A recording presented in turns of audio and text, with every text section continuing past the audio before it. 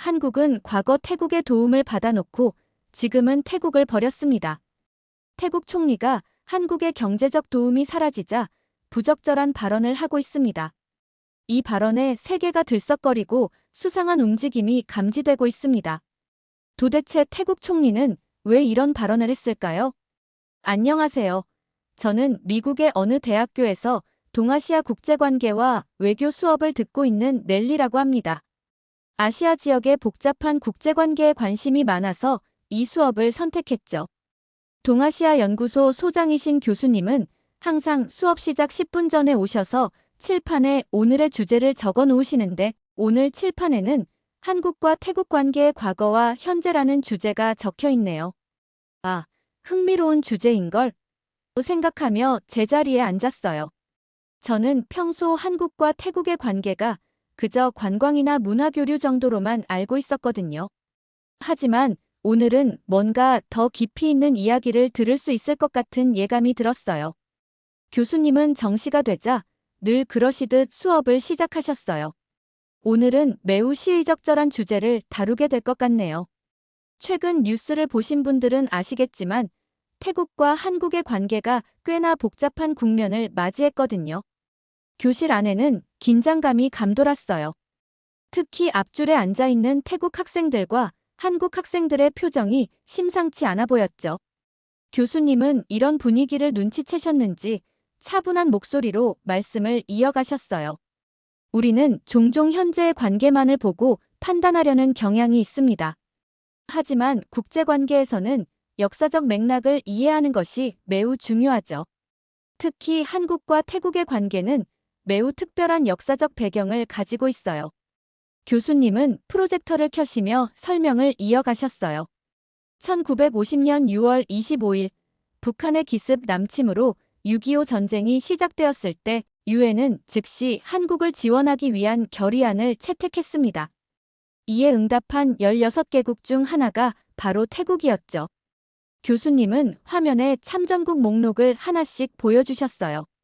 미국, 영국, 캐나다 등등 여러 나라가 군대를 파병했고 이외에도 5개 국가가 의료 지원을 했습니다. 당시 태국은 자국 내에서도 공산주의 세력의 위협을 받고 있었고 국내 정세도 불안정했습니다. 하지만 태국은 자유민주주의를 수호한다는 대의를 위해 유엔의 요청에 즉각 응답했죠. 태국은 제1사단을 중심으로 총 2만 1000여 명의 군대를 파병했는데 이는 아시아 국가들 중에서도 상당히 큰 규모였습니다. 교수님은 잠시 멈추시더니 의미심장한 표정으로 말씀하셨어요. 특히 주목할 점은 태국이 당시 동남아시아에서 유일하게 군대를 파병한 국가였다는 것입니다. 그만큼 태국의 참전은 큰 의미가 있었죠. 태국군은 서울 탈환 작전과 화천 전투에서 중요한 역할을 했고 특히 중공군의 개입 이후에는 강화도와 전주 지역 방어에서 뛰어난 전과를 올렸습니다. 스크린에는 당시 태국군의 활약상을 보여주는 흑백 사진들이 하나씩 나타났어요. 전투 중인 태국 군인들의 모습, 한국군과 함께 작전을 수행하는 장면, 부상당한 동료를 돕는 모습들이 차례로 보여졌죠. 태국군은 전쟁 기간 동안 1200명이 넘는 전사자와 3000명 이상의 부상자가 발생했습니다. 이는 결코 작은 희생이 아니었죠. 지금 서울에 가보시면 태국 대사관 근처에 이들의 희생을 기리는 기념비가 세워져 있는 것을 보실 수 있습니다. 저는 이 설명을 들으며 태국의 참전이 단순한 군사적 지원 이상의 의미를 가졌다는 것을 깨달았어요. 그것은 아시아의 한 국가가 이웃나라의 자유와 평화를 위해 기꺼이 큰 희생을 감수했다는 증거였으니까요. 수업이 진행되면서 저는 문득 이런 역사적 사실들이 왜 지금 이 시점에서 다시 중요하게 다뤄지는지 궁금해졌어요.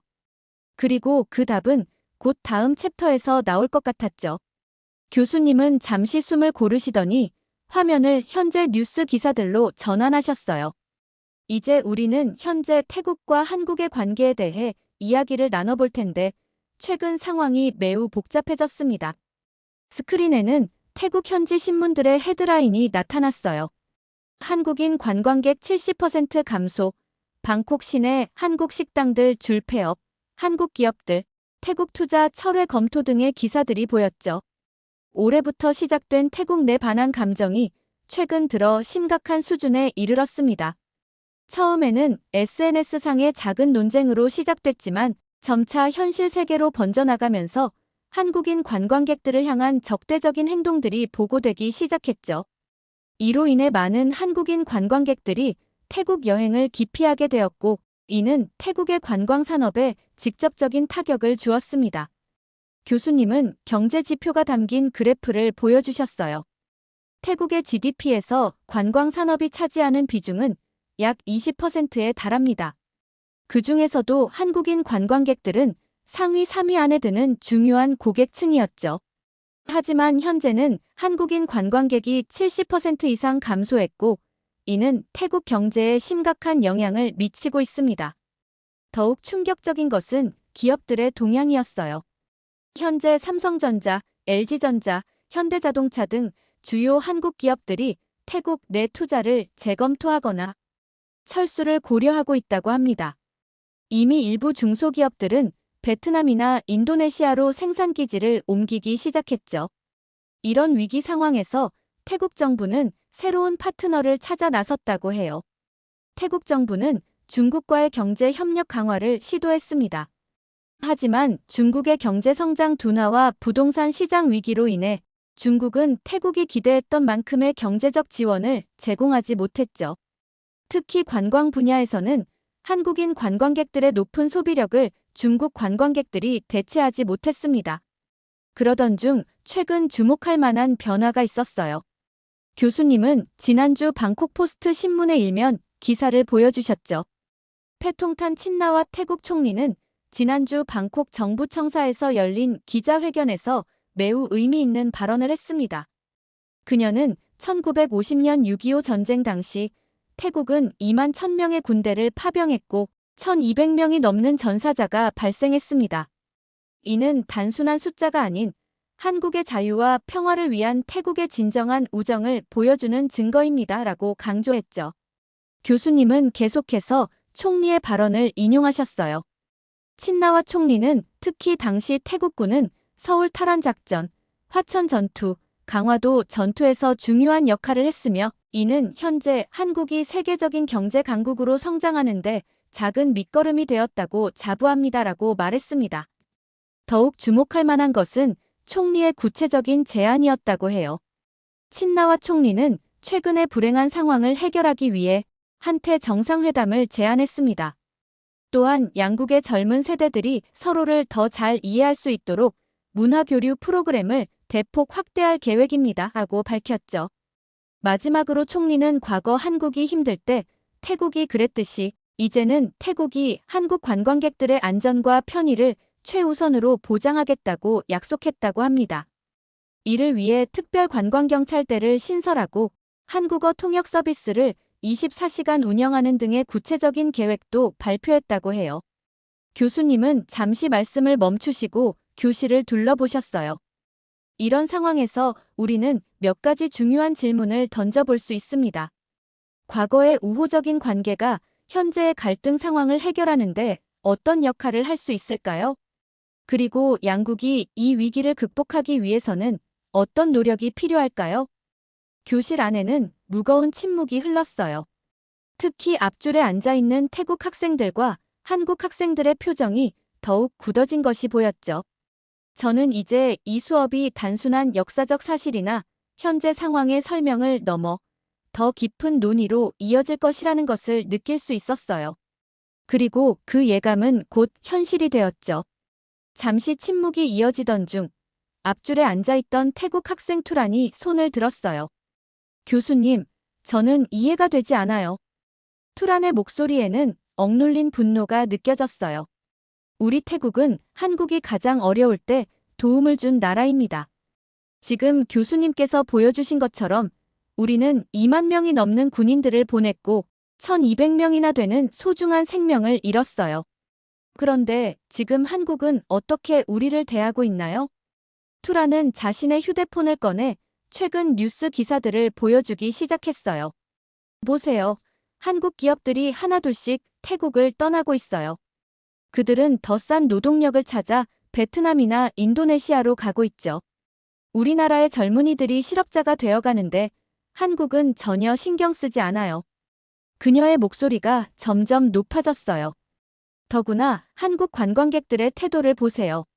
그들은 우리나라에 와서 마치 자신들이 주인인 것처럼 행동해요. 우리의 문화를 존중하지 않고 시끄럽게 굴고 술에 취해 소란을 피우죠. 방콕 시내의 한국 식당들은 태국 현지 식당들의 영업을 망치고 있어요. 투라는 잠시 숨을 고르더니 계속해서 말을 이어갔어요. 우리 할아버지는 6.25 전쟁에 참전하셨어요. 그분은 항상 한국과 태국이 피로 맺어진 형제 같은 사이라고 말씀하셨죠. 하지만 지금 한국은 그런 역사적 우정을 완전히 잊어버린 것 같아요. 그들은 우리를 그저 관광지로만 여기고 값싼 노동력을 제공하는 나라로만 취급하고 있어요. 특히 그녀가 강조한 것은 경제적인 불균형이었어요. 한국 기업들은 우리나라에서 큰 돈을 벌어갔어요. 하지만 정작 그들이 떠날 때는 아무런 책임도 지지 않았죠. 수많은 태국 노동자들이 직장을 잃었고 협력 업체들은 파산 위기에 처했어요. 이것이 과거 우리가 보여준 우정에 대한 보답인가요? 투란의 발언이 끝나자 교실은 더욱 무거운 침묵에 빠졌어요. 몇몇 태국 학생들은 고개를 끄덕이며 동의를 표했고 한국 학생들은 불편한 기색이 역력했죠. 교수님은 이 상황을 주의 깊게 지켜보시다가 마침내 입을 여셨어요. 투란 씨, 당신의 감정과 우려는 충분히 이해합니다. 하지만 우리는 이 문제를 좀 더 깊게 살펴볼 필요가 있을 것 같네요. 혹시 다른 의견을 가진 학생이 있나요? 그때 교실 중앙에 앉아있던 한국 학생 연희가 조용히 손을 들었어요. 저는 이제 이 토론이 더욱 흥미진진한 방향으로 전개될 것이라는 것을 직감할 수 있었죠. 연희는 천천히 자리에서 일어났어요. 그녀의 표정은 차분했지만 목소리에는 강한 확신이 담겨 있었죠. 저는 투란 씨의 말씀에 일부 동의합니다. 6.25 전쟁 당시 태국의 도움은 정말 감사한 일이고 우리 한국인들은 그것을 절대 잊지 않고 있어요. 하지만 현재 상황에 대해서는 좀 더 구체적인 사실관계를 살펴볼 필요가 있을 것 같네요. 연희는 자신의 태블릿을 꺼내 몇 가지 통계 자료를 보여주기 시작했어요. 먼저 한국 기업들의 태국 철수 문제에 대해 말씀드리겠습니다. 실제로 많은 기업들이 태국을 떠나게 된 결정적인 계기는 최근 발생한 한국인 대상 폭력 사건들이었어요. 방콕에서만 지난 6개월 동안 127건의 한국인 대상 폭행 사건이 발생했고 파타야에서는 89건의 한국인 관광객 피해 사례가 보고되었습니다. 교실 안에는 놀라움의 탄식이 흘렀어요. 특히 심각한 것은 이러한 사건들에 대한 태국 경찰의 소극적인 대응이었어요. 대부분의 사건이 제대로 된 수사도 이루어지지 않았고 일부 경찰들은 오히려 피해자들에게 한국으로 돌아가라는 식의 발언을 했다고 합니다. 연희는 잠시 숨을 고르고 계속 이어갔어요. 투란 씨께서 한국 관광객들의 문제를 지적하셨는데 물론 일부 관광객들의 부적절한 행동이 있었다는 점은 인정합니다. 하지만 그것이 폭력을 정당화할 수는 없죠. 더구나 태국의 관광 수입 중 한국인 관광객이 차지하는 비중이 약 23%에 달한다는 점도 고려해야 합니다. 연희는 더 충격적인 사실을 공개했어요. 지난달 방콕의 한 쇼핑몰에서는 한국인이라는 이유만으로 입장을 거부당하는 일이 있었고 파타야의 일부 해변에서는 한국인 출입 금지라는 팻말이 걸리기도 했습니다. 이런 상황에서 어떻게 한국 기업들이 태국에서 안정적으로 사업을 이어갈 수 있겠습니까? 연희의 말에 교실은 다시 한번 술렁였어요. 마지막으로 말씀드리고 싶은 것은 한국 기업들이 태국을 떠날 때 아무런 책임도 지지 않았다는 것은 사실이 아닙니다. 대부분의 기업들은 현지 직원들에게 충분한 퇴직금을 지급했고 재취업을 위한 교육 프로그램도 제공했어요. 하지만 이런 노력들은 현지 언론에서 거의 다뤄지지 않았죠. 연희는 마지막으로 이렇게 말했어요. 우리는 과거의 우정을 소중히 여깁니다. 하지만 그것이 현재의 폭력과 차별을 정당화할 수는 없어요. 진정한 우정이라면 서로를 존중하고 이해하려 노력하는 것에서 시작되어야 하지 않을까요? 연희의 설명이 끝나자 교수님이 다시 앞으로 나서셨어요. 매우 좋은 지적들이었습니다. 이 시점에서 저는 한국이 지난 수십 년간 태국에 제공해온 지원들에 대해 구체적으로 설명하고 싶네요. 우리가 역사를 볼 때는 한 시점만이 아닌 전체적인 맥락을 봐야 하기 때문입니다. 교수님은 프로젝터에 새로운 슬라이드를 띄우셨어요. 군사 및 안보 협력의 역사를 좀 더 자세히 살펴보겠습니다. 1990년대 초반, 태국은 군 현대화 계획을 추진하면서 여러 국가들과 접촉했습니다. 그 중에서도 한국은 태국의 가장 적극적인 협력 파트너였죠. 특히 1995년에 시작된 K-포스 트레이닝 프로그램은 획기적인 전환점이 되었습니다. 이 프로그램의 특별한 점은 단순한 군사 훈련을 넘어서 첨단 군사 기술의 이전까지 포함했다는 거예요. 교수님은 프로그램의 구체적인 내용을 설명하셨어요. 매년 100명 이상의 태국군 장교들이 한국의 육군사관학교, 국방대학교, 합동군사대학교 등에서 교육을 받았습니다. 이들은 전술훈련뿐만 아니라 사이버 보안, 군수관리 시스템, 첨단 무기 운용 기술 등을 배웠죠. 현재 태국군 고위 장성의 약 40%가 이 프로그램을 수료했다고 합니다. 다음으로 교수님은 방산 협력 분야로 넘어가셨어요. 2000년대 들어서면서 한국의 방산 지원은 더욱 본격화되었습니다. 2006년 태국은 한국의 K9 자주포 육문을 최초로 도입했어요. 이는 동남아시아 국가 중 처음으로 K9을 도입한 사례였죠. 시험 운용 결과가 매우 성공적이어서 2011년에는 추가로 12문을 더 구매했습니다. 2015년에는 더 큰 발전이 있었어요. 태국 공군은 KAIT-50 고등훈련기 4대를 도입하기로 결정했죠. 이는 단순한 장비 구매가 아닌 기술 이전을 포함한 패키지 딜이었습니다. 한국은 태국 조종사들의 훈련은 물론 정비 기술까지 함께 전수했어요. 가장 주목할 만한 것은 2008년부터 2018년까지 진행된 방산 기술 개발 투자입니다. 한국은 10년간 약 5억 달러를 태국의 방산 기술 개발에 투자했어요. 이를 통해 태국은 자체적인 무기 생산 능력을 키울 수 있었죠. 특히 경장 갑차와 군용 통신 장비 분야에서 큰 발전을 이루었습니다. 이는 단순한 금전적 지원이 아닌 기술 이전과 인력 양성을 포함한 종합적인 협력이었습니다. 현재 태국의 방산 기술 자립도가 크게 향상된 것은 이러한 한국의 지원이 큰 역할을 했다고 볼 수 있죠. 다음으로 교수님은 더 중요한 이야기로 넘어가셨어요. 특히 주목할 만한 것은 1970년대 후반 태국의 민주화 운동 시기입니다. 당시 한국은 이미 민주화를 경험한 나라로서 태국의 민주주의 발전을 위해 다양한 지원을 제공했어요. 1978년부터 1982년까지 한국의 시민단체들은 태국의 민주화 운동가들을 한국으로 초청해 민주주의 교육 프로그램을 제공했고, 이는 태국 민주주의 발전의 토대가 되었죠. 마지막으로 외교적 지원에 대한 설명이 이어졌어요.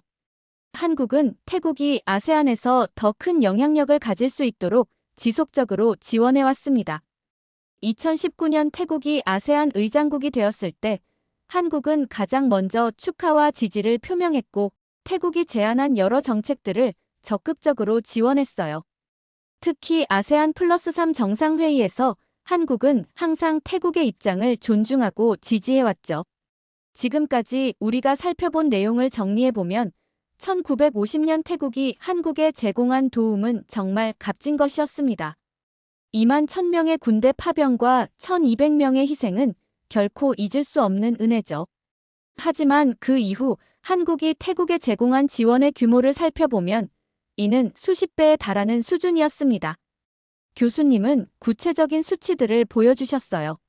1970년대부터 시작된 한국의 대태국 지원을 금액으로 환산하면 군사 협력에만 약 50억 달러, 경제 협력 분야는 약 200억 달러에 달합니다. 여기에 기술 이전과 인력 양성 프로그램의 가치를 더하면 그 규모는 더욱 커지죠. 특히 한국 기업들의 태국 투자로 인해 창출된 일자리가 최근 20년간 약 50만 개에 달한다는 점은 주목할 만합니다. 더욱 주목해야 할 점은 한국의 지원이 단순한 금전적 가치를 넘어선다는 사실입니다. 교수님은 새로운 도표를 보여주시며 설명을 이어가셨어요. 1970년대부터 한국은 자국의 산업화 경험을 태국과 적극적으로 공유했습니다.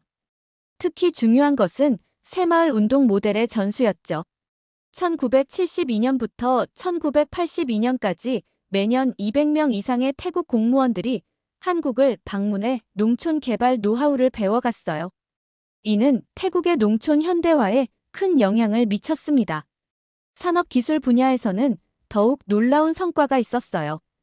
1985년부터 시작된 한태기술협력 프로그램을 통해 전자, 자동차, 조선 등 주요 산업 분야의 핵심 기술들이 이전되었습니다. 특히 삼성전자는 1990년대부터 태국 현지 엔지니어 양성 프로그램을 운영했는데 현재 태국의 전자산업을 이끄는 많은 전문가들이 이 프로그램의 수혜자들이죠. 2000년대 들어서는 더 심화된 협력이 이뤄졌어요.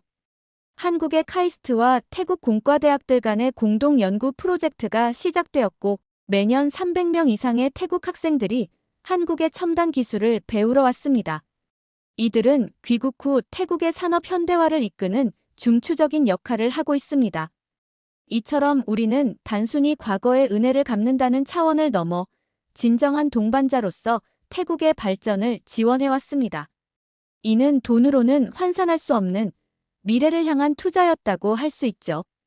이런 맥락에서 볼 때 현재의 갈등 상황은 더욱 안타깝게 느껴지네요. 우리는 과거의 우정을 기억하면서도 그 이후 이어진 수십 년간의 협력과 지원도 함께 바라봐야 할 것 같습니다. 교수님의 설명이 끝나자 교실은 무거운 침묵에 빠졌어요. 이때 교수님은 한 가지 더 흥미로운 관점을 제시하셨죠. 최근 패통탄 친나와 총리의 발언에 대해 국제관계 전문가들 사이에서도 많은 논란이 일고 있습니다. 교수님은 더 이코노미스트와 포리너 어페어스의 최신 기사들을 화면에 띄우셨어요. 국제관계 전문가들은 태국 총리의 최근 발언이 세 가지 측면에서 문제가 있다고 지적합니다. 첫째, 70년 전 6.25 전쟁 참전을 언급하며 현재의 경제 위기 해결을 요청하는 것은 시대착오적인 외교 방식이라는 거죠.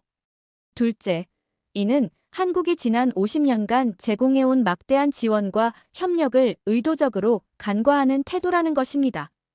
교수님은 포리너 어페어스의 최신 사설을 인용하셨어요.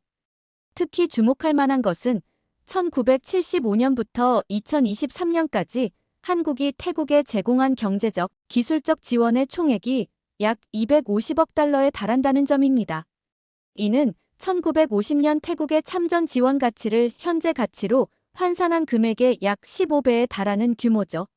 셋째, 더욱 심각한 문제는 현재 태국 내 한국인들이 겪고 있는 안전 문제를 해결하지 않은 채 과거의 우정만을 강조하며 경제적 지원을 요청하는 것이 얼마나 모순적인가 하는 점입니다.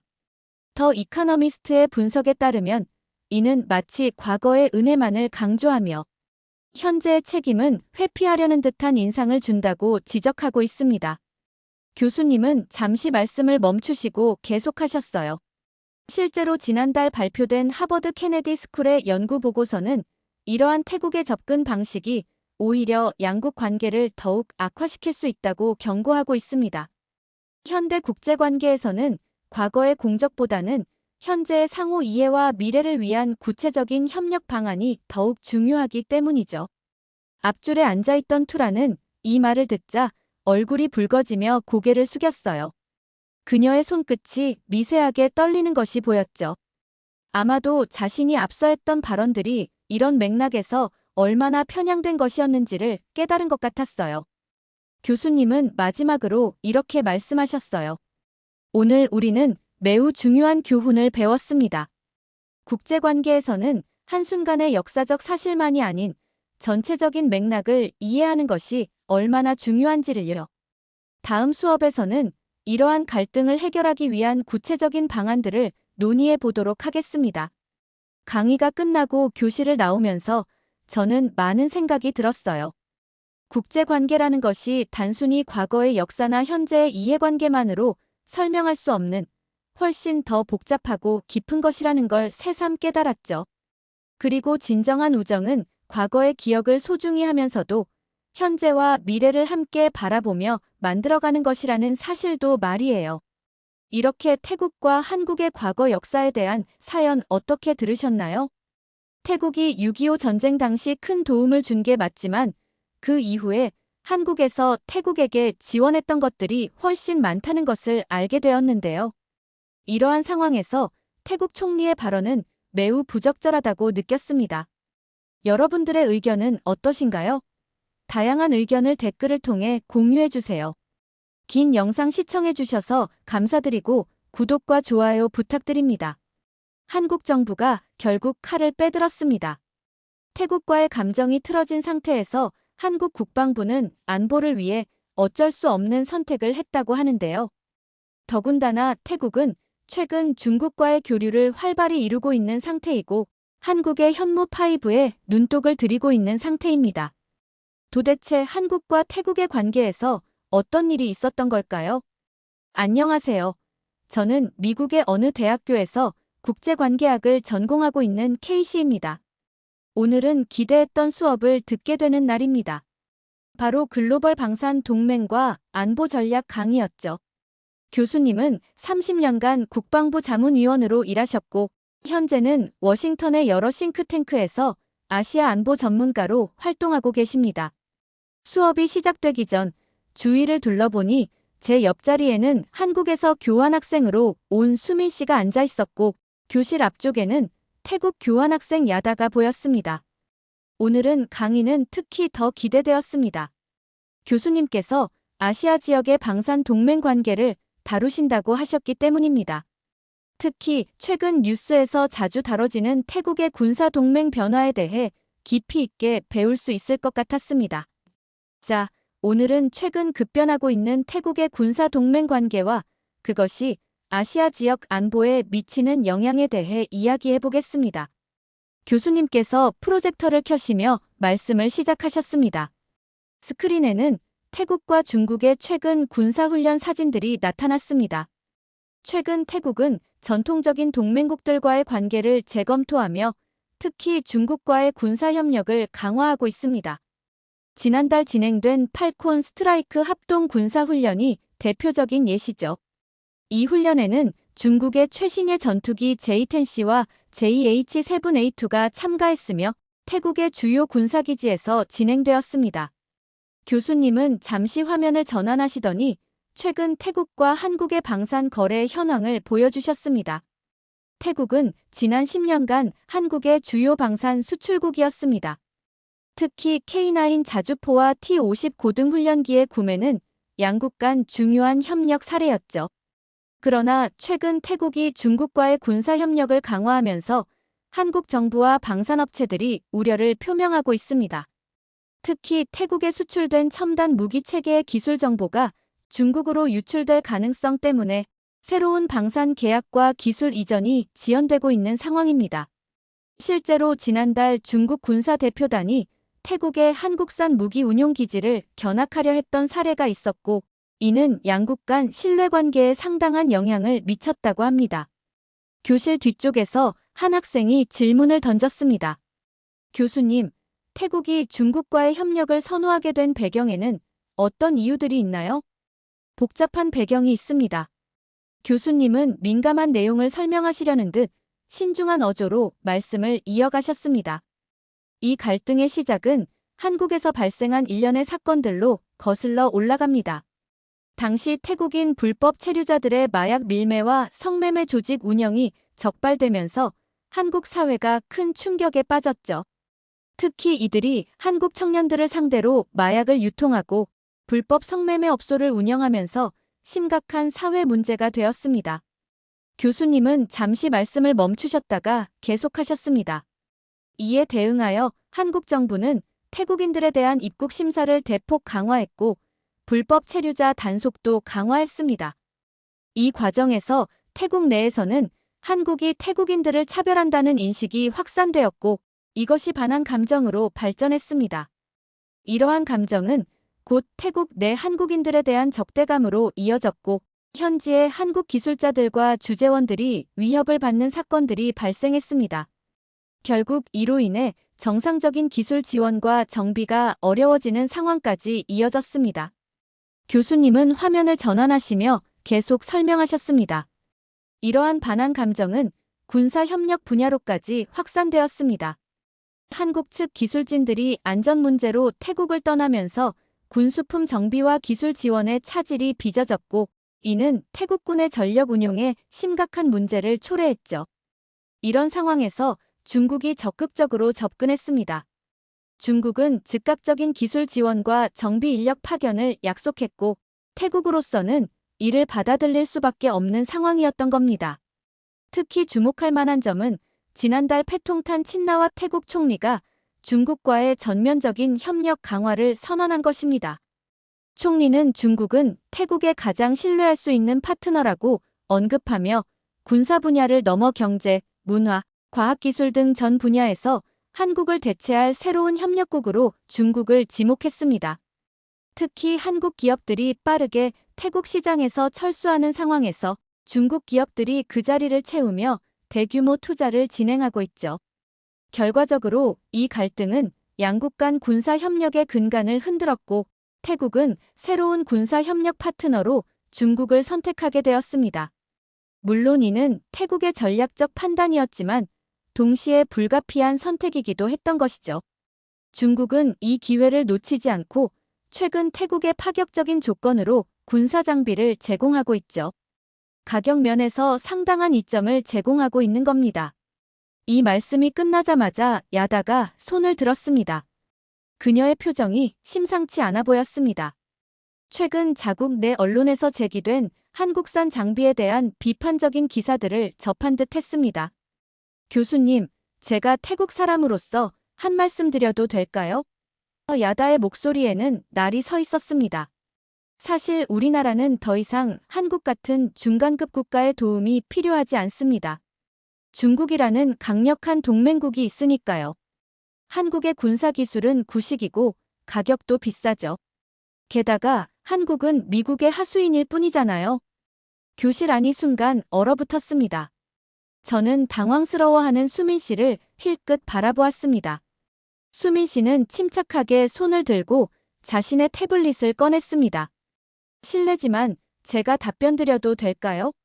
먼저 구체적인 자료를 보여드리고 싶습니다. 그는 화면을 교수님께 보여드린 후 이야기를 이어갔습니다. 현재 태국군이 운용 중인 주력 장비들 중 상당수가 한국산입니다. T-50 고등훈련기와 K9 자주포는 세계적으로도 그 성능을 인정받고 있죠. 특히 정비성과 운용성 면에서 높은 평가를 받고 있는데 이는 태국 군 관계자들의 증언으로도 확인됩니다. 실제로 지난해 발표된 스톡홀름 국제평화연구소의 보고서에 따르면 한국산 방산 장비의 가격 대비 성능은 세계 최상위권으로 평가받았습니다. 교수님께서 고개를 끄덕이셨습니다. 수민 학생의 지적이 정확합니다. 더불어 중요한 건 방금 말한 것처럼 군사협력에서 기술 이전의 위험성입니다. 특히 중국과의 긴밀한 협력은 동맹국들의 첨단 기술이 유출될 수 있다는 우려를 낳고 있죠. 실제로 최근 여러 정보기관에서 중국의 군사정보 수집 활동에 대한 우려를 제기하고 있습니다. 교수님은 화면을 전환하시며 계속해서 설명하셨습니다.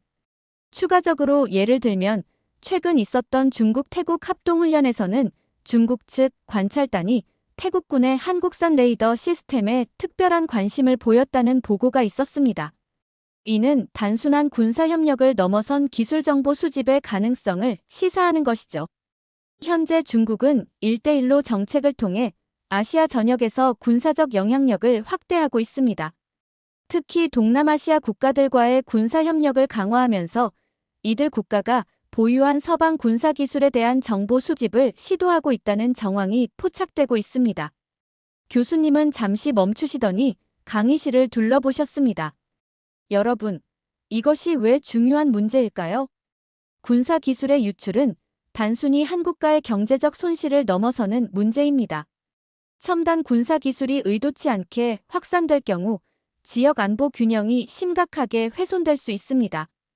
더 구체적인 사례를 살펴보겠습니다. 최근 태국에서 실시된 팔콘 스트라이크 훈련 중 중국 측은 한국산 방공 시스템이 설치된 기지의 출입을 지속적으로 요청했습니다. 표면적으로는 합동작전 능력 향상이 목적이었지만 실제로는 시스템의 성능과 취약점을 파악하려 했다는 분석이 나오고 있습니다. 이러한 상황은 방산 수출국들에게 심각한 딜레마를 안겨줍니다. 동맹국과의 군사협력은 필요하지만 동시에 첨단 기술의 보호도 중요하기 때문이죠. 특히 한국처럼 자체 개발한 첨단 무기 체계를 보유한 국가들은 이러한 딜레마를 더욱 심각하게 받아들이고 있습니다. 결과적으로 이는 단순한 군사거래의 문제가 아닙니다. 국제안보 질서와 동맹 관계의 신뢰성, 그리고 군사기술의 확산 통제라는 복잡한 문제들이 얽혀 있죠. 특히 동남아시아 지역에서 중국의 영향력이 확대되는 현 상황에서 이러한 문제는 더욱 중요한 의미를 가집니다. 교수님의 설명이 끝나자 야다가 다시 한번 손을 들었습니다. 이번에는 그녀의 목소리에 분노가 실려 있었습니다. 교수님, 한 가지 지적하고 싶은 게 있습니다. 우리나라는 그동안 한국과의 군사 협력에서 항상 불공평한 대우를 받아왔어요. 한국은 우리를 동등한 파트너가 아닌 그저 자신들의 무기를 사주는 구매자로만 대했죠. 기술 이전은 항상 제한적이었고 정비 부품 조달도 그들 마음대로였습니다. 심지어 우리 군 기술자들이 한국에서 훈련받을 때도 2등 시민 취급을 받았다고 해요. 교수님은 잠시 생각에 잠기셨다가 말씀하셨습니다. 군사 협력에서 발생하는 문화적 차이와 오해는 종종 심각한 문제를 일으킬 수 있습니다. 교수님은 프로젝터 화면을 전환하시며 설명을 이어가셨습니다. 하지만 객관적인 자료들을 살펴보면 한국의 군사 협력은 전 세계적으로 매우 긍정적인 평가를 받고 있습니다. 예를 들어 폴란드와의 대규모 방산 협력을 보겠습니다.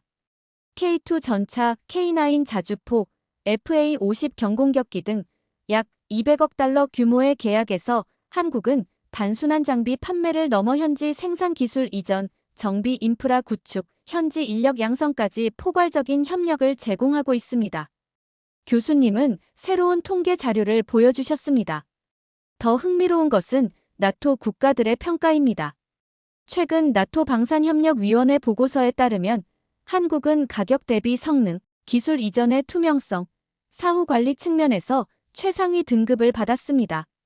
특히 주목할 만한 것은 기술 이전 정책인데요. 한국은 협력국의 수준과 필요에 따라 맞춤형 기술 이전 프로그램을 운영하고 있습니다.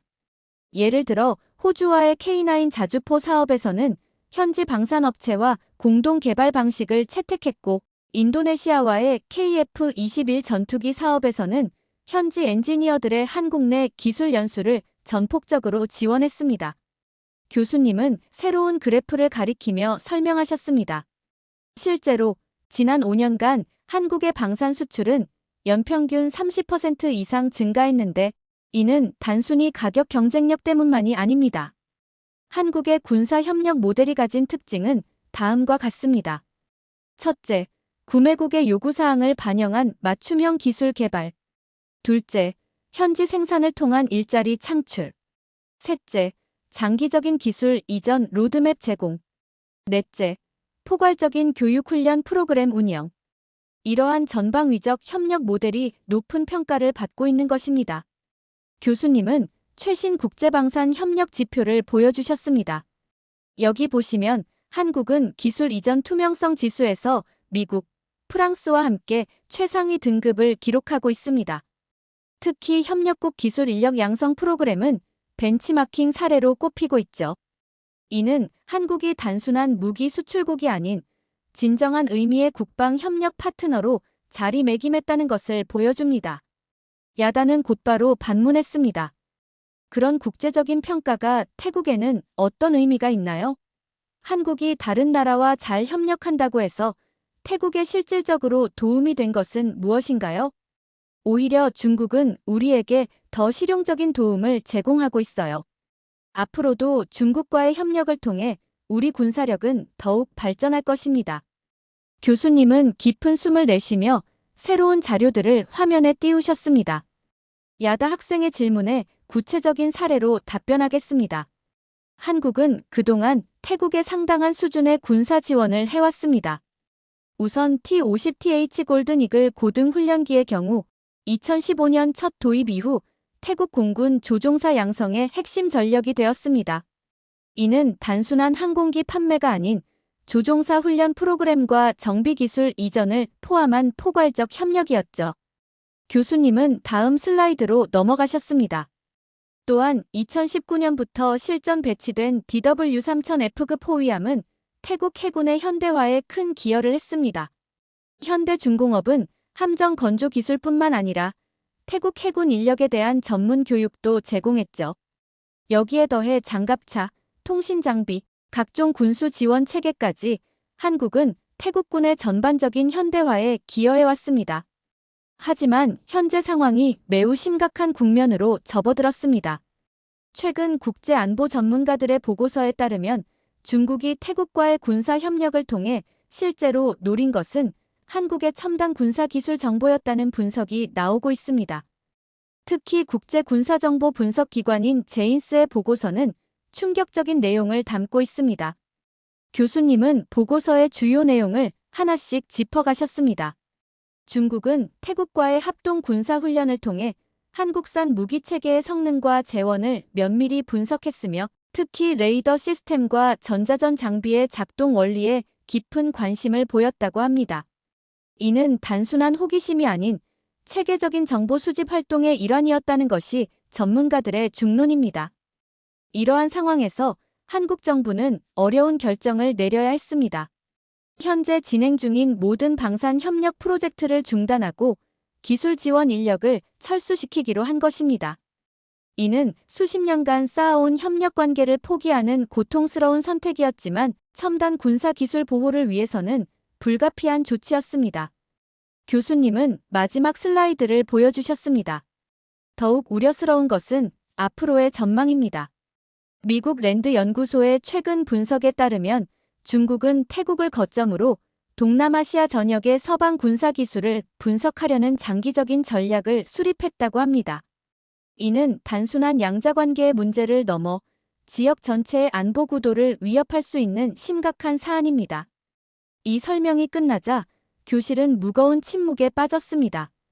야다는 더 이상 말을 하지 않았고 다른 학생들은 이 복잡한 상황의 심각성을 되새기는 듯 했습니다. 물론 이런 안보 위협 속에서도 흥미로운 움직임이 있었습니다. 교수님은 새로운 슬라이드를 보여주셨습니다. 바로 한국의 현무5 미사일 공개에 대한 태국의 반응입니다. 프로젝터 화면에는 현무5의 시험 발사 장면이 나타났습니다. 현무5는 한국이 독자 개발한 차세대 중장거리 탄도미사일로 2023년 10월 18일 성공적인 시험 발사를 마쳤습니다.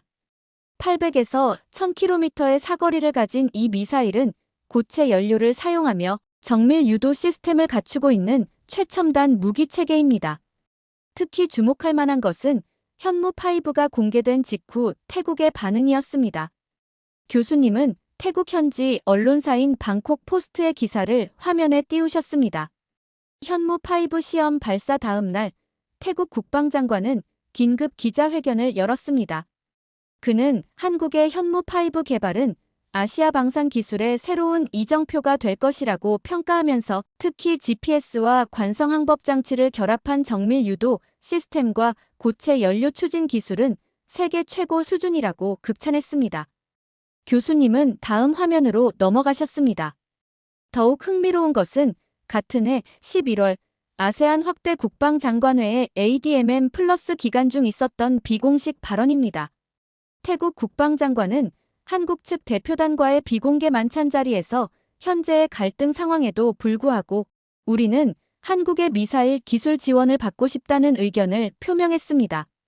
특히 그는 태국의 미사일 방어 체계 현대화를 위해 한국의 기술력이 절실하다며 양국 간 발생한 오해와 갈등을 해소하고 군사기술 협력을 재개하고 싶다는 의지를 보였다고 합니다.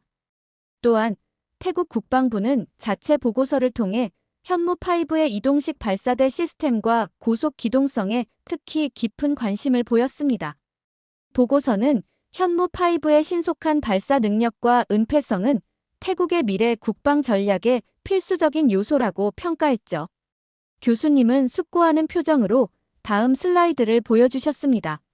하지만 이러한 태국 국방부의 희망은 현실화되기 어려운 상황이었습니다. 그 이유는 패통탄 친나와 태국 총리가 중국과의 전면적 군사협력 협정을 체결했기 때문입니다. 이 협정에는 중국의 군사기술 이전, 합동 군사훈련 확대, 군사정보 공유 등 광범위한 내용이 포함되어 있었죠. 교수님은 외교 전문지의 기사를 화면에 띄우셨습니다. 특히 주목할 만한 것은 이 협정에 포함된 군사정보 통합관리 조항입니다. 이는 태국이 도입하는 모든 신규 군사 장비와 기술에 대해 중국과 정보를 공유한다는 내용을 담고 있었습니다. 사실상 태국의 군사 주권 일부를 중국에 양도하는 것과 다름없는 조항이었죠. 이에 대한 한국 정부의 입장은 매우 단호했습니다. 교수님은 한국 국방부의 내부 분석 자료를 보여주셨습니다. 현무5가 태국에 이전될 경우 예상되는 피해를 3가지 측면에서 분석했습니다. 첫째, 기술적 측면입니다. 현무5의 핵심 기술인 고정밀 관성 항법 장치와 목표물 추적 시스템이 중국에 유출될 경우 한국이 15년간 투자한 연구개발의 성과가 무력화될 수 있습니다. 특히 현무5의 레이더 회피 기술이 노출될 경우 이는 한국군 전체의 미사일 전력 약화로 이어질 수 있죠. 둘째, 군사적 측면입니다. 중국이 현무5의 성능과 재원을 파악하게 되면 이에 대한 대응 시스템을 신속하게 개발할 수 있습니다. 이는 동북아 지역에서 한국의 전략적 우위를 심각하게 손상시킬 수 있습니다. 한국군 관계자는 이 경우 최소 10년의 군사적 열세를 감수해야 할 것으로 분석했습니다. 마지막으로 경제적 측면입니다. 현무5 관련 기술이 유출될 경우 예상되는 직접적인 경제적 손실만 최소 5조 원에 달할 것으로 추산됩니다. 여기에는 연구 개발 비용뿐만 아니라 향후 발생할 수 있는 방산 수출 기회 손실까지 포함됩니다. 더 심각한 것은 한국의 방산 수출 신뢰도가 치명적인 타격을 입을 수 있다는 점입니다. 교수님은 마지막 자료를 보여주셨습니다. 실제로 한국 정부는 이미 폴란드, 호주 등 주요 방산 협력국들과 현무5 기술 공유 방지에 대한 구속력 있는 합의를 맺은 상태입니다. 만약 태국을 통해 이 기술이 유출된다면 이는 국제협약 위반이 되어 한국의 국제적 신뢰도에 돌이킬 수 없는 손상을 입히게 될 것입니다. 결과적으로 태국 국방부의 요청은 현실적으로 수용이 불가능한 상황입니다. 교수님은 마지막 분석 자료를 보여주셨습니다. 여기 태국 치앙마이 대학의 군사안보연구소가 발표한 흥미로운 보고서가 있습니다. 태국의 군사 전문가들은 중국과의 협력이 한국을 대체할 수 없다는 결론을 내렸습니다. 보고서에 따르면 특히 정밀 전자 시스템과 레이더 기술 분야에서 중국은 여전히 한국의 기술력에 미치지 못하고 있다고 합니다. 교수님은 태국 현지 언론의 인터뷰 기사를 화면에 띄우셨습니다. 더욱 주목할 만한 것은 태국의 저명한 군사 전문가의 최근 발언입니다. 그는 한국이 수십 년간 제공해온 기술 지원과 교육 프로그램은 태국 군의 현대화에 결정적인 역할을 했다. 그런 한국의 기술을 탐내고 중국에 공유하려 했던 우리의 행태는 도둑놈 신보나 다름없다라고 강하게 비판했습니다. 방콕 포스트의 군사 전문 칼럼니스트도 우리는 신뢰할 수 있는 파트너를 잃었다며 한국은 단순히 무기를 판매한 것이 아니라 태국의 자체 방위산업 육성을 도왔다. 이런 파트너십을 중국이 대체하기는 불가능할 것이라고 전망했습니다. 교수님은 깊은 한숨을 내쉬며 강의를 마무리하셨습니다. 국제관계에서 신뢰는 쉽게 얻을 수 없고 한번 잃으면 회복하기 어렵습니다. 오늘 우리가 본 사례는 그 뼈아픈 교훈을 보여줍니다. 강의가 끝나고 학생들이 하나 둘자리에서 일어났습니다. 야단은 고개를 숙인 채 묵묵히 교실을 나갔습니다. 그녀의 어깨가 무거워 보였습니다. 오늘 강의는 단순한 국제관계 수업이 아닌 신뢰와 배신, 그리고 그 선택이 가져올 결과에 대한 깊은 통찰을 제공했습니다. 교실을 나서는 발걸음이 무거웠지만 국제관계 전문가를 꿈꾸는 학생으로서 오늘의 교훈을 잊지 않겠다고 다짐했습니다. 이렇게 반한 감정 때문에 한국과의 관계가 틀어진 태국의 사연 어떻게 들으셨나요? 군사력으로나 방산 쪽으로도 한국이 태국에게 많은 도움을 줬는데도 불구하고 중국을 선택하는 잘못된 방향으로 가는 모습을 보니 한국의 선택이 옳다고 느꼈습니다. 여러분들의 의견은 어떠신가요? 다양한 의견을 댓글을 통해 공유해주세요. 긴 영상 시청해주셔서 감사드리고 구독과 좋아요 부탁드립니다. 태국의 남성들이 무언가를 뽑더니 소리를 지르고 있습니다. 그리고 한 남성은 그 자리에서 주저앉게 되고 누군가는 환호성을 지르고 있습니다. 도대체 이들은 무엇을 하고 있는 걸까요? 안녕하세요. 저는 미국의 캘리포니아 대학교에서 국제관계학을 전공하는 제시입니다. 특히 아시아의 정치와 군사에 관심이 많아 이 수업을 선택했죠. 더 폴리틱스 오브 밀리터리 서비스인 아시아. 교수님의 수업명이 칠판에 적힌 걸 보며 저는 자리에 앉았습니다. 오늘은 아시아 각국의 국방 체계에 대해 알아보도록 하겠습니다. 교수님이 프레젠테이션을 시작하셨어요. 교수님은 먼저 동아시아의 주요 국가들을 설명하셨습니다. 일본의 자위대 체제, 중국의 현대식 군사력 확장, 대만의 방위 체계까지 차근차근 설명해 나가셨죠. 그러다 동남아시아 국가들의 이야기로 넘어갔습니다. 특히 오늘은 태국의 독특한 군사 제도에 대해 자세히 알아보겠습니다. 교수님이 말씀하시며 화면을 넘기셨어요. 태국은 아시아에서도 굉장히 특이한 징병 제도를 가지고 있습니다. 바로 제비뽑기 방식이죠. 이 말에 강의실의 학생들이 흥미로운 표정을 지었습니다. 교수님은 계속해서 설명을 이어나가셨어요. 태국의 독특한 군 입대 시스템을 좀 더 자세히 설명해드리죠. 예를 들어 한 지역에서 100명의 군인이 필요한 상황이라고 가정해보겠습니다. 이때 보통 80명 정도가 자발적으로 지원을 하게 됩니다. 자원 입대자들의 경우에는 6개월이라는 비교적 짧은 기간을 복무하게 되는데 이는 한국의 18개월이나 다른 국가들의 복무 기간과 비교하면 상당히 짧은 편이죠. 교수님은 잠시 숨을 고르시더니 계속 설명하셨습니다. 그런데 여기서 재미있는 점은 이 6개월이라는 기간이 고정된 것이 아니라는 겁니다. 만약 입대한 군인이 더 오래 복무하고 싶다면 본인의 의지에 따라 최대 3년까지 연장할 수 있어요. 이는 군인으로서의 경력을 쌓고 싶거나 군대를 직업으로 삼고 싶은 이들을 위한 제도라고 볼 수 있죠. 그렇다면 나머지 20명은 어떻게 될까요? 교수님이 학생들을 둘러보며 물으셨어요. 이들은 신체 검사 등급에 따른 순서로 제비뽑기를 하게 됩니다. 먼저 신체 검사 1등급을 받은 사람들이 우선적으로 추첨에 참여하게 되죠.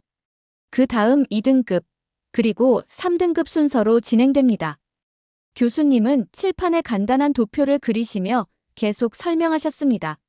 추첨에 참여하는 사람들 중 약 30%가 빨간 공을 뽑아 입대하게 되는데 이 비율은 필요한 인원에 따라 매년 조금씩 달라질 수 있습니다. 재미있는 점은 만약 1등급 지원자들 중에서 필요한 인원이 모두 채워진다면 2등급과 3등급 지원자들은 자동으로 면제가 됩니다. 이들의 복무 기간은 2년에서 3년 정도로 자원 입대자들보다는 긴 편이죠. 즉, 신체 등급이 낮은 사람들은 운이 좋으면 아예 추첨 기회조차 없이 면제될 수 있다는 뜻입니다. 교수님이 의미심장한 표정으로 덧붙이셨어요. 특히 주목할 점은 이 시스템이 자원 입대자들에게는 상대적으로 짧은 복무 기간이라는 혜택을 주면서 동시에 필요한 군사력은 확보할 수 있도록 설계되어 있다는 겁니다. 하지만 이런 방식이 과연 현대 군대가 요구하는 전문성과 효율성을 충족시킬 수 있을지는 또 다른 논점이 되겠죠. 저는 노트에 열심히 필기를 하면서도 이런 제도가 실제로 어떻게 운영될지 궁금했어요. 마치 제 생각을 읽으신 것처럼 교수님은 실제 추첨 현장의 영상을 보여주셨습니다. 보시다시피 표주박과 비슷한 용기에서 공을 뽑는 방식입니다. 검은색 공이 나오면 면제, 빨간색 공이 나오면 입대하게 되죠. 흥미로운 점은 이 추첨 현장의 분위기입니다. 영상에서는 마치 축제처럼 밝은 분위기가 느껴졌어요. 군 관계자들이 추첨자들이 쓰러지지 않도록 뒤에서 받쳐주고 있었고, 당첨자에게는 박수와 격려가 이어졌습니다. 이런 방식이 과연 공정하고 효율적일까요? 교수님이 던진 질문에 강의실이 잠시 조용해졌습니다. 현대 군사력의 관점에서 봤을 때 이런 선발 방식이 가지는 장단점을 한번 생각해 봅시다. 교수님은 이어서 태국의 군사력 현황, 훈련 체계, 그리고 이웃 국가들과의 군사 협력 관계 등을 설명해 나가셨어요. 저는 이 특이한 제도가 태국의 군사력과 사회에 어떤 영향을 미치는지 더 알고 싶어졌습니다. 그때였습니다. 뒷자리에서 갑자기 손이 올라갔어요. 태국에서 온 교환학생 사라였습니다. 평소에도 수업 시간에 적극적으로 발언하던 그녀였지만 오늘은 어딘가 공격적인 태도가 느껴졌어요. 교수님, 제가 한 가지 의견을 말씀드려도 될까요? 사라가 말을 시작했습니다. 저는 태국의 군사제도가 오히려 더 효율적이라고 생각해요. 한국처럼 모든 남성이 의무적으로 군대에 가는 것보다 우리처럼 선별적으로 뽑는 게 더 현대적인 방식 아닐까요? 교수님이 대답하기도 전에 사라는 계속해서 말을 이어나갔습니다. 특히 요즘 한국은 군사력이 많이 약화되었다고 들었어요. 병력 수는 많을지 몰라도 실질적인 전투력은 태국이 더 우수하다고 봐요. 우리는 선택된 군인들에게 더 전문적인 훈련을 시킬 수 있으니까요. 강의실 안에 긴장감이 감돌았습니다. 한국 학생들이 몇 명 있었는데 그들의 표정이 굳어지는 게 보였어요. 저는 최근 태국에서 일어나고 있는 반한 감정에 대해 들은 적이 있었습니다. 최근 태국인들의 한국 불법 체류 문제가 심각해지면서 한국 정부는 태국인들에 대한 입국 심사를 대폭 강화했다고 해요. 관광비자로 입국한 뒤 불법 취업을 하는 사례와 흉악 범죄의 사례가 급증했기 때문이죠. 이로 인해 정상적인 관광이나 사업 목적으로 한국을 방문하려는 태국인들도 까다로운 심사를 거치게 되었고, 이는 태국 사회에 큰 반발을 불러일으켰습니다. SNS에서는 해시태그 노모어 코리아 같은 해시태그가 트렌드가 되었고, 한국 제품 불매 운동도 시작되었다고 합니다. 특히 젊은 층을 중심으로 이런 반한 감정이 빠르게 퍼져나갔죠. 한때 태국에서 인기를 끌던 K-드라마나 K-팝도 비난의 대상이 되었고, 한국 관련 콘텐츠를 소비하는 것 자체를 부정적으로 바라보는 분위기가 형성되었다고 해요. 이런 상황에서 일부 태국 언론들은 한국의 출입국 정책을 차별적이라고 비판하며 감정적인 보도를 이어갔고, 이는 양국 관계를 더욱 악화시키는 결과를 낳았습니다. 이러한 긴장 관계는 학교 캠퍼스 안에서도 미묘하게 느껴졌어요. 실제로 최근 태국 군대는 엄청난 발전을 이뤘어요. 사라의 목소리가 더욱 커졌습니다. 우리는 더 이상 과거의 그 태국이 아니에요. 한국이 우리를 깔보는 건 정말 잘못된 거죠. K문화가 우리나라를 잠식하고 한국 관광객들이 우리나라에 와서 무례하게 굴고 이제는 달라져야 해요. 교수님은 침착하게 상황을 지켜보고 계셨습니다. 사라의 발언이 단순한 의견 제시를 넘어서 감정적인 공격으로 변해가는 것이 느껴졌어요. 게다가 한국은 북한이라는 위협 때문에 어쩔 수 없이 군대를 유지하는 거잖아요. 우리 태국은 다르죠. 우리는 순수하게 국가방위를 위해 군대를 운영하고 있어요. 그리고 우리는 동남아시아에서 가장 강력한 군사력을 보유하고 있다고 자부해요. 특히 우리나라 학생들은 한국 학생들이 자신들의 군대 문화를 자랑스럽게 이야기하는 것에 대해 불편함을 느끼고 있어요. 마치 다른 나라의 군사 제도는 열등한 것처럼 이야기하잖아요. 하지만 실제로는 전혀 그렇지 않아요. 가만히 이야기를 듣던 교수님은 이제 개입해야 할 때라고 판단하신 듯 했습니다. 하지만 그 전에 사라는 한 가지 더 충격적인 발언을 던졌어요. 심지어 우리는 중국과도 긴밀한 군사 협력을 하고 있어요. 이건 우리 군사력이 얼마나 신뢰할 만한지를 보여주는 증거라고 생각해요. 중국이 아무나와 협력하진 않을 테니까요. 한국은 미국에 의존하는 것밖에 못하면서. 이 말에 강의실의 공기가 얼어붙었습니다. 단순한 의견 차이를 넘어서 이제는 국제관계에 민감한 영역으로까지 대화가 번져가고 있었어요. 저는 교수님이 어떻게 이 상황을 정리하실지 궁금해졌습니다. 무거운 침묵이 흐르는 순간 앞줄에 앉아있던 희수가 천천히 손을 들었습니다. 교수님, 제가 몇 가지 사실관계를 짚어보고 싶습니다. 희수의 목소리는 차분했지만 단호했습니다. 먼저, 한국의 군사력이 약화되었다는 사라하구의 말씀은 객관적 사실과 많이 다릅니다. 2024년 기준 글로벌 파이어파워 지수를 보면 한국은 세계 5위의 군사력을 보유하고 있어요. 반면 태국은 20위권에 머물러 있죠. 희수는 자신의 태블릿을 꺼내 자료를 보여주었습니다. 또한 한국은 자체 군사기술 개발에도 큰 성과를 거두고 있어요. K2 전차, FA-50 전투기, K9 자주포 등은 이미 세계 시장에서 큰 인정을 받고 있습니다. 그때 사라가 갑자기 끼어들었습니다. 하지만 우리 태국은 6.25 전쟁 때 한국을 도와준 나라예요. 그만큼 우리의 군사력이 대단했다는 거죠. 희수는 잠시 사라를 바라보더니 부드럽게 미소를 지었습니다. 네, 맞습니다. 6.25 전쟁 때 태국이 보내준 도움은 한국이 절대 잊지 못할 은혜예요. 하지만 그 이후의 이야기도 해볼까요? 1990년대 후반 태국이 경제 위기를 겪을 때 한국은 태국 군대 현대화를 위해 상당한 지원을 했습니다. K1 소총 기술을 이전해 주었고 군사 교육 프로그램도 제공했죠. 2000년대 들어서는 한국의 방산 기업들이 태국의 군 현대화 사업에 적극적으로 참여했고요. 희수는 잠시 숨을 고르고 계속 이어갔습니다. 특히 2010년대에는 한국의 K9 자주포가 태국 육군의 주력 화력이 되었죠.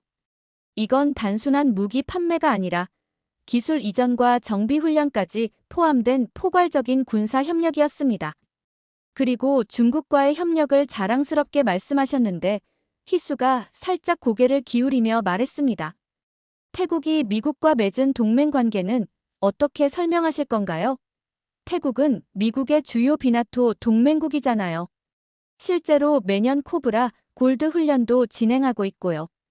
더구나 한국이 미국에 의존한다고 하셨지만 한국은 이미 상당한 수준의 자주 국방력을 갖추고 있습니다.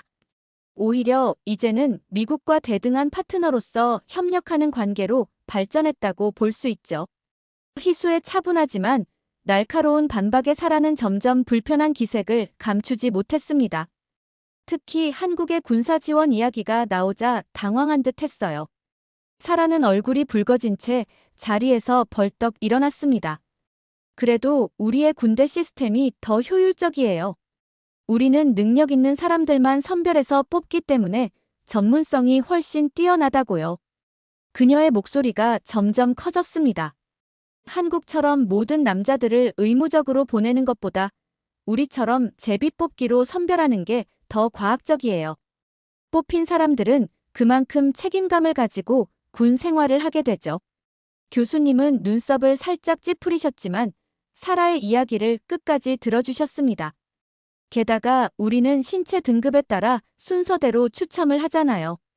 1등급부터 시작해서 필요한 인원이 다 채워지면 그 다음 등급은 자동으로 면제되는 거예요.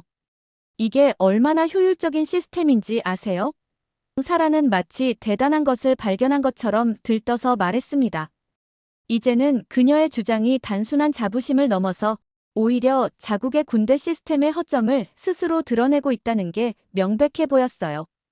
교수님의 표정이 심각해지는 게 보였습니다. 교수님은 잠시 침묵하시더니 천천히 자리에서 일어나셨습니다. 사라 학생의 의견 잘 들었습니다.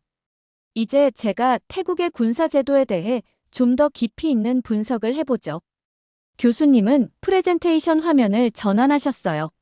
먼저 태국 군대의 가장 큰 문제점을 짚어보겠습니다.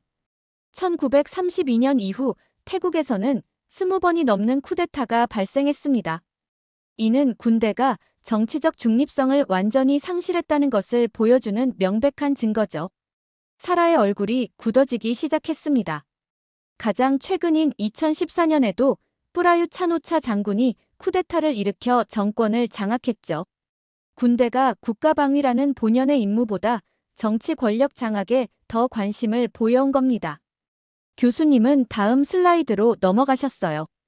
두 번째로 태국 군대의 예산 운영에 대해 심각한 문제점을 짚어보겠습니다. 태국은 매년 GDP의 1.7%를 군사비로 지출하고 있습니다. 2023년 기준으로 약 71억 달러에 달하는 규모죠. 하지만 이 막대한 예산이 어떻게 집행되는지는 제대로 공개되지 않고 있습니다. 교수님은 구체적인 사례들을 보여주시기 시작했어요. 예를 들어 2020년 감사원 조사에서 군 장비 구매 과정에 수상한 자금 흐름이 적발됐습니다. 실제 장비 가격보다 30에서 40% 부풀려진 계약이 다수 발견됐죠. 이런 차액은 고위 장교들의 주머니로 들어간 것으로 추정됩니다. 더구나 방금 학생이 자랑스럽게 이야기한 그 계급별 추첨 제도의 실상을 살펴보죠. 2022년 한 조사에 따르면 상위 1% 부유층 자녀들의 군대 입대 비율은 고작 3%에 불과했습니다. 어떻게 이런 일이 가능했을까요? 교수님은 프레젠테이션을 다음 페이지로 넘기셨어요. 부유층 자녀들은 고가의 사립병원에서 맞춤형 신체 검사를 받습니다. 약간의 척추 측만증이나 경미한 편평족도 과다하게 부풀려 진단받는 거죠. 심지어 군의관에게 뇌물을 주고 아예 사급 판정을 받아버리는 경우도 있습니다. 이렇게 되면 추첨 자체에 참여할 필요도 없이 자동으로 면제가 되죠. 지난해에는 방콕의 한 고위 군의관이 1인당 10만 바트 약 300만 원을 받고 수백 명의 신체 등급을 조작해준 사실이 드러나 큰 스캔들이 되기도 했습니다. 하지만 이는 빙산의 일각에 불과하다는 게 전문가들의 지적입니다. 강의실이 숨죽인 채 교수님의 말씀을 경청했습니다.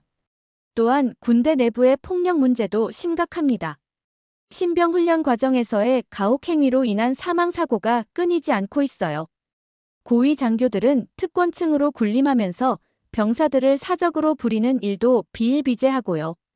교수님은 잠시 숨을 고르시더니 계속해서 말씀하셨습니다. 그리고 방금 언급된 제비뽑기 시스템의 맹점을 지적하지 않을 수 없네요. 이 제도는 표면적으로는 공정해 보이지만 실제로는 심각한 계층 간 불평등을 초래하고 있습니다. 돈 있는 집안의 자녀들은 각종 면제 방법을 찾아내고 결국 가난한 집안의 청년들이 군대에 가게 되는 거죠. 이게 과연 공정한 제도라고 할 수 있을까요? 사라는 이제 완전히 창백해진 얼굴로 자리에 앉아 있었습니다. 더욱 우려되는 것은 이런 시스템이 군대의 전문성과 전투력 약화로 이어진다는 점입니다. 돈으로 빠져나가는 사람들이 많다 보니 실제로 군대에 가는 사람들의 대부분이 사회적 약자층에 속하게 됩니다. 이는 군대의 질적 저하를 초래할 수밖에 없죠. 특히 학생이 말한 것처럼 합법적으로 피할 수 있는 방법이 있다는 것 자체가 이 제도의 가장 큰 문제점을 드러내는 것 아닐까요? 국방의 의무가 일부 계층에게만 부과되는 것이 과연 정당화될 수 있을까요? 교수님의 날카로운 지적에 강의실은 무거운 침묵에 빠졌습니다. 이제는 태국 군대 시스템의 민낯이 완전히 드러난 것 같았어요. 교수님은 잠시 물을 한 모금 마시고 다시 말씀을 이어가셨습니다. 그런데 더 심각한 문제가 있습니다. 바로 군대 회피 수단으로 악용되는 트랜스젠더 제도에 대해 이야기해보죠. 태국의 트랜스젠더 문화에 대해 더 자세히 설명해 보겠습니다. 교수님은 새로운 슬라이드를 보여주셨어요. 태국에서는 전통적으로 카토이라고 불리는 트랜스젠더들이 사회의 자연스러운 일부로 받아들여져 왔습니다. 불교 교리에서는 성 정체성을 개인의 업보로 여기며 이를 차별하지 않는 문화가 형성되어 있죠. 교수님은 구체적인 통계 자료를 제시하셨습니다. 2018년까지만 해도 군대 신체 검사에서 트랜스젠더를 이유로 면제를 신청하는 건수는 연간 약 200건 정도였습니다. 하지만 2023년에는 그 수가 650건을 넘어섰어요. 더 충격적인 것은 이 신청자들의 70% 이상이 상위 10% 소득 계층의 자녀들이라는 점입니다. 특히 방콕의 부유층 거주 지역에서는 소위 면제 패키지라는 것까지 등장했습니다. 성형외과와 군의관이 결탁해서 최소한의 호르몬 치료와 간단한 성형 수술만으로 군대 면제를 받을 수 있게 해주는 겁니다. 비용은 1인당 약 100만 바트 약 3,700만 원에 달한다고 합니다. 교수님의 표정이 더욱 진지해지셨어요. 진정한 트랜스젠더 커뮤니티는 이로 인해 큰 상처를 받고 있습니다. 방콕의 한 트랜스젠더 인권단체 대표는 우리의 정체성이 부유층의 군대 회피 수단으로 전락했다며 분노를 표현했죠. 실제로 트랜스젠더 취업 차별이 더욱 심해졌다는 보고도 있습니다. 어차피 군대 빠지려고 하는 거 아니냐는 편견이 커졌기 때문이에요. 교수님은 한숨을 쉬시더니 계속하셨습니다. 이런 현상의 근본적인 원인은 태국 군대의 열악한 환경에 있습니다. 2023년 조사에 따르면 태국 군대 내 가혹행위 신고가 전년 대비 40% 증가했어요. 특히 고위 장교들의 사적 지시나 비인격적인 대우가 심각한 문제로 지적되고 있습니다. 더 큰 문제는 시민의식의 차이입니다. 교수님은 화면을 전환하셨어요. 한국의 경우 분단이라는 특수한 상황 속에서도 군대를 통한 국방의 의무를 자랑스럽게 여기는 문화가 형성되어 있습니다. 하지만 태국에서는 어떤가요? 태국에서는 군대에 가는 것이 오히려 부끄러운 일로 여겨지는 경우가 많습니다. 돈이 없어서, 백이 없어서 군대에 가는 것으로 인식되죠. 현재 태국은 이러한 인식들이 뿌리 깊게 자리를 잡았고 군인들에 대한 배려도 점점 떨어지고 있는 추세입니다. 한국 사람들이 한국 군인을 대하는 태도와 태국 사람들이 태국 군인을 대하는 태도는 하늘과 땅 차이가 되었죠. 이는 군대가 더 이상 국방의 의무가 아닌 피해야 할 대상으로 전락했다는 것을 의미합니다. 교수님은 최근 태국 청년들 사이에서 있었던 설문조사 결과를 보여주셨어요. 응답자의 78%가 가능하다면 군대에 가지 않겠다고 답했고 85%는 군대에 가는 것이 인생의 낭비라고 생각한다고 합니다. 특히 충격적인 것은 군대에 간다고 하면 주변에서 비웃음을 받는다는 응답이 62%나 된다는 점이죠. 이러한 인식은 결과적으로 군대의 질적 저하로 이어집니다.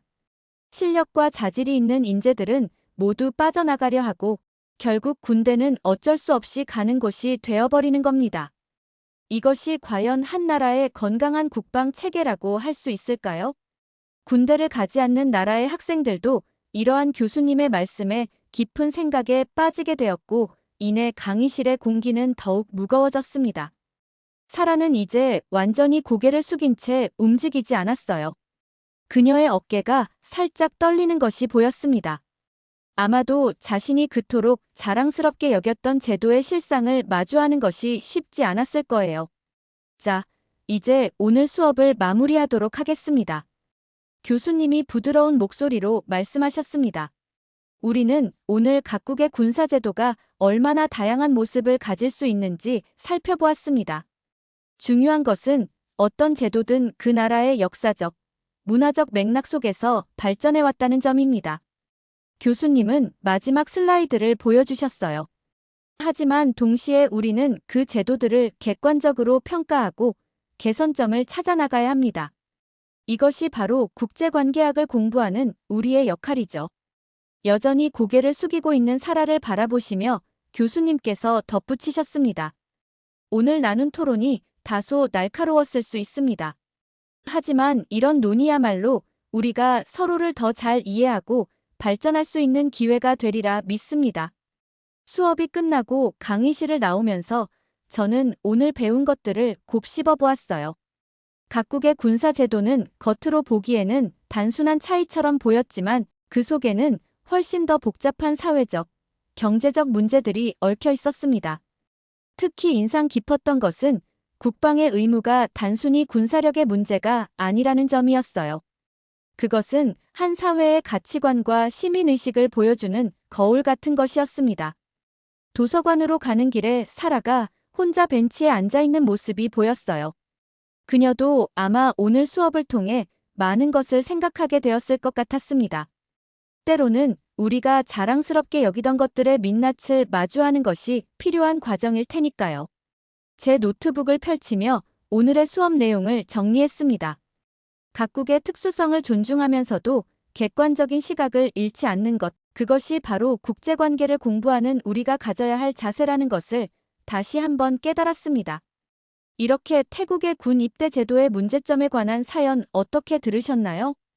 태국의 군 입대 제도가 다양한 문제점이 있다는 생각을 하게 되었고, 한국의 군사력과 비교하는 태국 학생을 보니 한국이 얼마나 대단한 나라인지 깨닫게 되었습니다. 여러분들의 의견은 어떠신가요? 다양한 의견을 댓글을 통해 공유해 주세요. 긴 영상 시청해 주셔서 감사드리고 구독과 좋아요 부탁드립니다.